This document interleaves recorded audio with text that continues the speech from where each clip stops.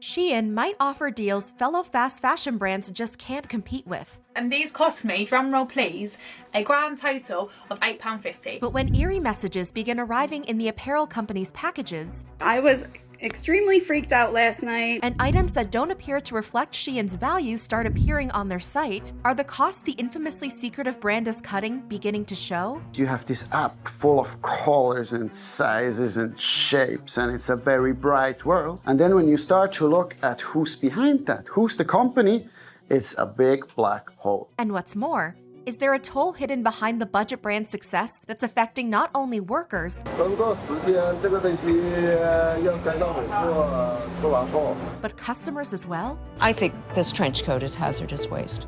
You are going to die in this suit.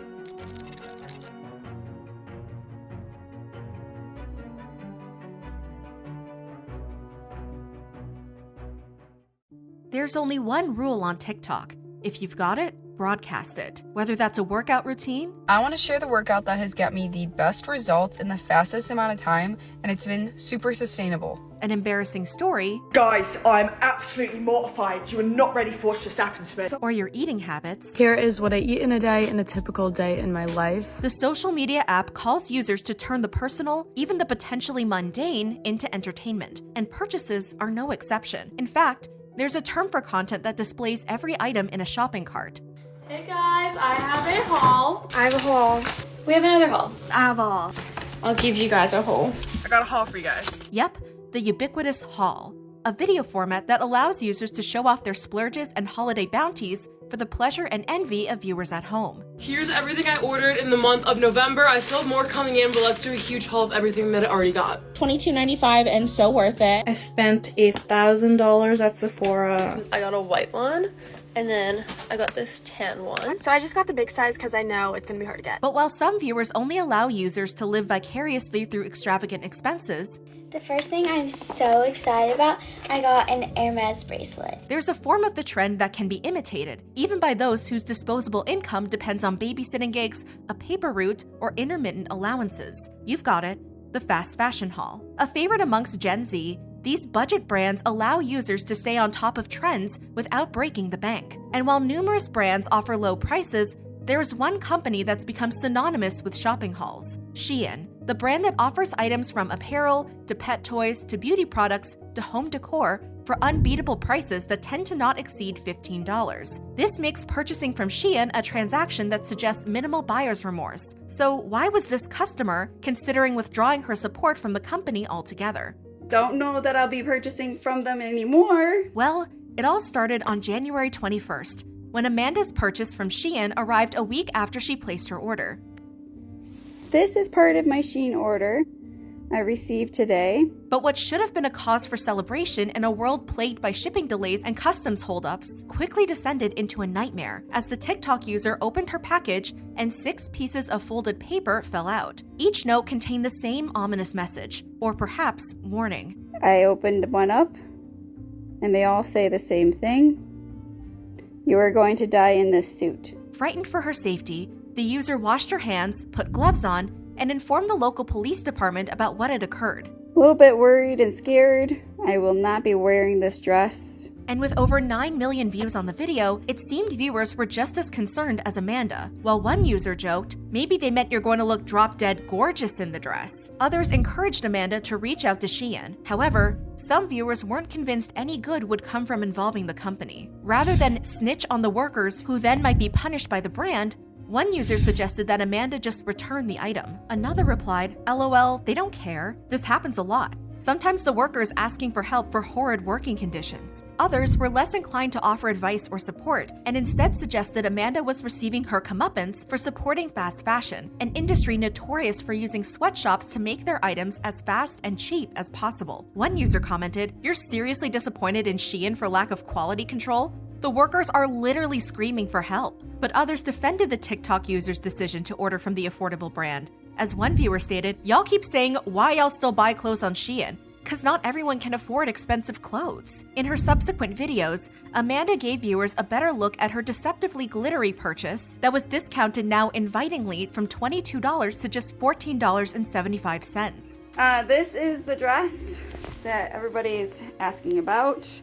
And I have no gloves on today, but I am definitely going to wash my hands after this. And while this was the first time she'd ever experienced anything like this from the company, there was still more to arrive. I do have a large order still on the way that this was a part of. I'm not trying to do this for clout or anything else. Just making everybody aware that it really did happen and freaked the out of me. But even as her next package proved to have no frightening messages attached, that one doesn't have any notes. Yay! Getting in contact with Shein presented another hurdle. I've tried contacting the company and they haven't gotten back with me on anything. I continuously try and do the chat. No one is doing a live chat. There's no phone number. If somebody has a phone number for contact support, please give that to me. By going through live chat, Amanda eventually was able to get on the phone with the Shein representative, who had one pressing question for the TikTok user. Where was the package shipped from? The original package was shipped from California. She confirmed with me that the California facility is their returns facility. This meant the product Amanda received was a return from another shopper. A revelation to some viewers who had no idea they could be receiving previously owned items from the brand. However, there's a process that's meant to be followed before these items can be shipped back out. So they're supposed to pull out the product, inspect the product, and then put it into a new Shein bag. But if the order had been thoroughly inspected, why were notes that were noticeably not a part of the ensemble in the package? I'm guessing this dress did not get put through that process completely or properly. Amanda believed what happened was a practical joke by the previous owner of the dress, although she was still waiting for the punchline. If you are seeing this, actually, be awesome to talk to you and find out what kind of sick prank this was. And even though Shein appeared to have no refund policy in place for the scenario, I was not offered another dress for the compensation or anything like a replacement. To be safe, Amanda was sending the dress, the notes, and even the bag it came in back to the company. Contents the Shein representative promised would be tested. And she's going to contact me if they come up with anything when they send it to the forensics team. But viewers weren't as trusting of the company as the TikTok users seemed to be. One viewer commented, "I think it is super convenient that they say it came from a returns facility. Not sure I buy that." While another theorized the notes could have been alluding to hazardous chemicals in the product. I think the worker who packed it might be referring to lead poisoning. But why was Shein, a company with haul videos that have collected over 8 billion views, held in such disdain by certain viewers? Well, as it turns out, this wasn't the brand's first rodeo. Shein had gone viral for a disturbing message attached to their apparel before, and unlike Amanda's folded notes, this wasn't an isolated incident. In 2022, 3 words found on various Shein labels rang alarm bells across the internet. Need your help. The call for action was clear, and users tore through their Shein-supplied packages and wardrobes. My whole closet is mostly filled with Shein clothes. I found one, we found one. You guys see that?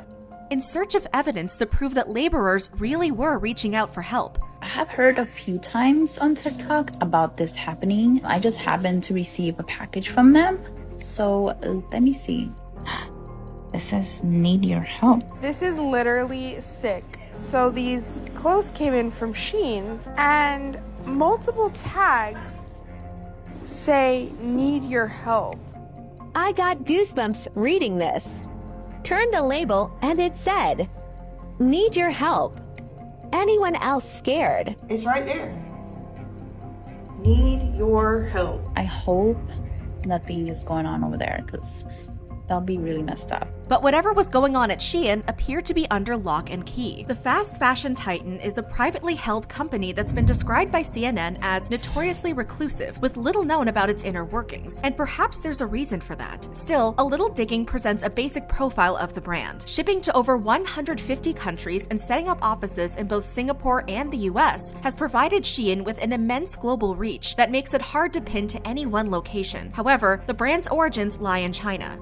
And while Shein is now the most visited apparel site in the world, the company wasn't always the fast fashion heavyweight that stands before us today. In fact, back in 2008, Shein wasn't known as Shein at all, but instead launched under the domain Sheinside, a website that acted as a dropshipping retailer for apparel and wedding gowns sourced from a wholesale clothing market located in Guangzhou, China. It wasn't until 2014 that the company secured its own supply chain and expanded its empire by purchasing fellow Chinese online retailer Romwe. and by 2015, the company shortened its name to the more memorable and search engine-friendly Shein. But with no traditional brick-and-mortar store, what took Shein from one of thousands of discount stores to a brand that's rumored revenue for 2022 exceeded $20 billion?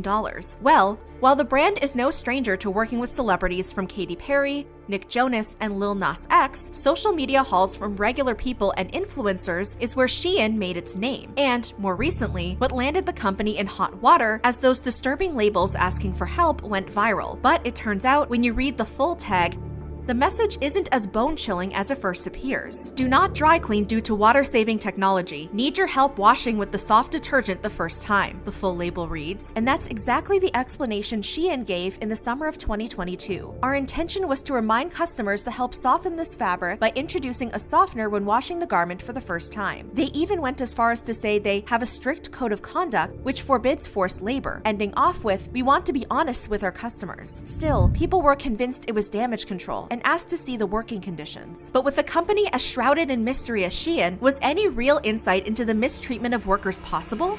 Well, a recently released documentary from Britain's Channel 4 titled Untold: Inside the Shein Machine at the very least provides viewers with a glimpse behind the veil of PR statements and secrecy, as journalist Iman Amrani spoke with experts about how the company became a success. Some of Shein's achievements boil down to speed. See, if the brand's competitors are fast fashion, Shein is supersonic. After all, what takes Zara an average of 3 weeks to produce takes Shein an estimated 3 to 7 days. This is partially because Shein only creates a small inventory of each item until a piece proves to be a big seller. They effectively treat it like a laboratory, so they can throw an idea at it. And if they do well and we buy lots of them, they produce lots more. Then, of course, there's the matter of timing. Shein boomed during the pandemic, when social lives were quarantined to one app where users shared recipe inspo, ways they kept themselves entertained while bunkered with family. This toilet is smoking. There's smoke coming out of it.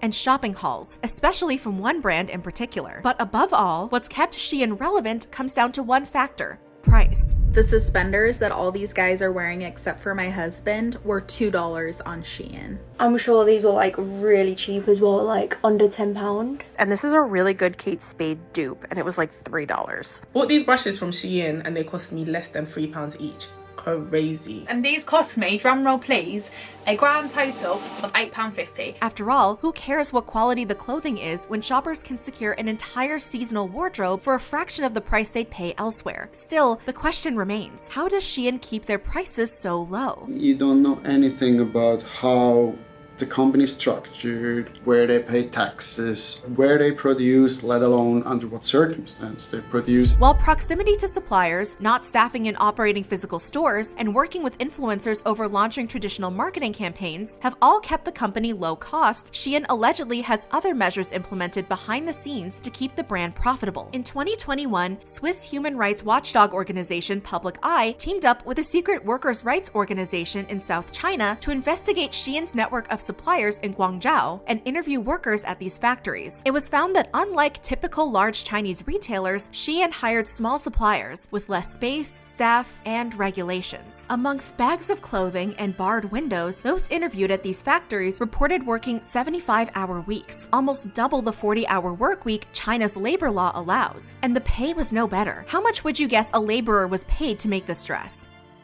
If you answered 3 yuan, the equivalent of 47 US cents, you'd be spot on. So who do Shein suppliers hire to fill these thankless positions? That would be migrant workers, the workforce that comes from provinces with lower wages and are willing to devote their entire time in Guangzhou to these grueling hours until they can return home. As for Shein's response to Public Eye's findings, well, the company's sustainability report proved the organization was onto something. In this report, they said that they had investigated 700-something suppliers, and the result was that 83% of them required immediate action. But had Shein taken this immediate action? Iman Amrani was about to find out. The journalist enlisted the services of a woman in China who, for security reasons, they referred to as May in the documentary. Her goal? To provide the first ever undercover camera investigation of a Shein supplier. And what she discovered, viewers would have to see to believe. It appeared the working hours were different at this factory May was hired than the ones Public Eye visited. In fact, they were worse. May witnessed employees working 17 hours or more to complete their daily quotas of at least 500 clothing pieces per day, with women using lunch breaks to accomplish the basic tasks they no longer had free time for, like washing their hair. 现在是凌晨，他们还在工作。 The base salary at the factory was allegedly 4,000 yuan per month, equivalent to about $587 US. But even this amount was contingent on laborers making 500 pieces per day, and for new workers, their first month's pay was withheld. As for weekends, vacations, or holidays, well, how does 1 day off per month sound instead?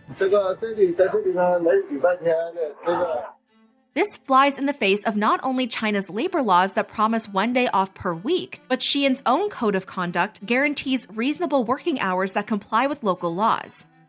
And this isn't the only commitment the company appears to be breaking, as their code states there shall not be disciplinary deduction from wage payment. Yet, according to May's co-workers, if a mistake was made by a laborer, 100 yuan could be deducted from their final check. That's 3/4 of their daily wage. Basically, it's worse than years ago.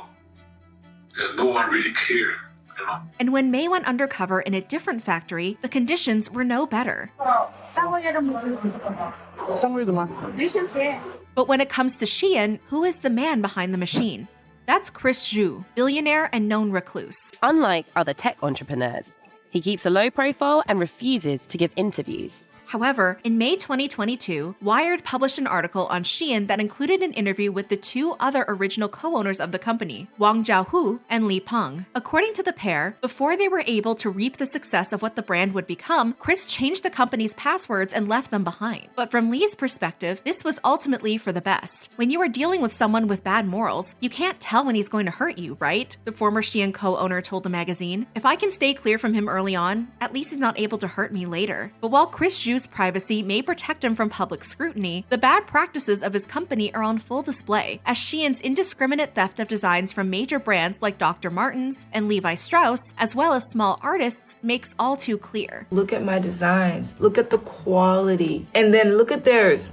It's so cheap you can see her underwear. In fact, it doesn't appear Shein puts as much thought into their merchandise as a retailer of its size should. Take, for example, the apologies that followed selling a necklace featuring a hate symbol for the low price of $2.50, marketing Muslim prayer mats as frilled Greek carpets, and a phone case featuring a black man in handcuffs, with his body being outlined. And then there's Shein's environmental impact. See, while the brand likes to pledge their commitment to reducing greenhouse gas emissions and using renewable energy sources, Shein's lack of transparency calls every promise the brand makes into question. You can't say that you're committed to solving a problem when you're the person creating the problem. It's greenwashing, making people think it's okay to buy this rubbish when it's not. Regardless of creating a small inventory for each item, Shein releases thousands of new items per day, an output fellow fast fashion brands like Missguided and Fashion Nova can only complete on a weekly basis. This production rate makes the brand inherently unsustainable, regardless of the efforts they claim to be taking, according to Brightly. The fact remains that fast fashion is the second highest polluting industry in the world, just behind oil and gas. And even if buyers attempt to give their Shein purchases a second life by donating them, these items aren't necessarily built with the quality to last. This you cannot resell because it's so cheap to buy in the first place. Fast fashion accounts for a whopping 10% of our global pollution, and this number is accounted for by every step of the trade, from creation to final destination, i.e., a landfill. And the devastation Shein items cause goes beyond them being poorly made. The synthetic materials Shein uses are made of plastic, which isn't biodegradable. Instead, these items release microplastics into our air and water systems by being washed or simply worn. And a 2021 investigation by CBC Marketplace found toxic chemicals in the company's clothing that could lead to brain, heart, kidney, and reproductive issues in the future. We're buying what looks cute and fashionable on this incredibly short fashion cycle. That cost is not worth it. For example, this Shein toddler's jacket might look like the perfect purchase for the youngster in your life, but with a level of lead that's nearly 20 times more than what Health Canada allows in children's products, you might want to think twice before adding the piece to your basket. I think this trench coat is hazardous waste. When Channel 4 reached out to Shein with their findings, the brand responded claiming they were committed to complying with China's labor laws and conducted regular third-party audits to ensure suppliers were meeting their standards. The day the documentary aired, the brand announced Shein Exchange, a site where environmentally conscious customers could purchase and sell previously owned items, which some saw as, well, a diversion tactic. As for those promised third-party audits, the brand claimed their hired experts refuted most of the allegations made by the documentary, including the unfair salaries and deduction of wages as punishment. Still, the audits found 2 suppliers were guilty of working employees for too many hours, although the brand insisted this did not exceed 13.5 hours per day. While these are significantly less than claimed in the documentary, they are still higher than local regulations permit, the company said in a statement. Shein pledged $15 million to improve the working conditions at these factories and gave the suppliers until the end of December 2022 to fix the situation. But with buyers being asked to withdraw their support from fast fashion brands like Shein, is there any hope for the stylistically inclined to still be able to express themselves on a budget? While everyone can't afford to shop the local and sustainable brands that create less waste, there are alternatives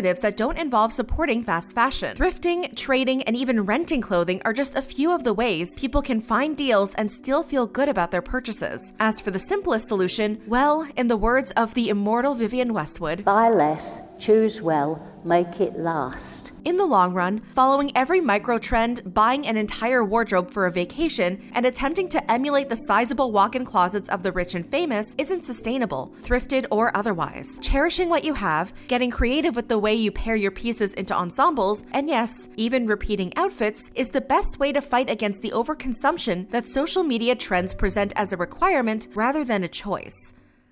While Shein products may look like a steal, they appear to come with hidden costs that harm workers, the environment, and even customers. I think we need to be protecting everybody. As the fashion industry attempts to become more sustainable, it's the future of fashion. I think if people don't start adopting this way of working, then, they're going to go out of fashion pretty quick. Shein presents a massive leap backwards. Shein have taken the fast fashion model of producing clothes and put it on steroids. That requires action, not just from the brand, but consumers. I'm still not trying it on. This is the story of Shein, the fast fashion company that continues to thrive so long as buyers allow it to.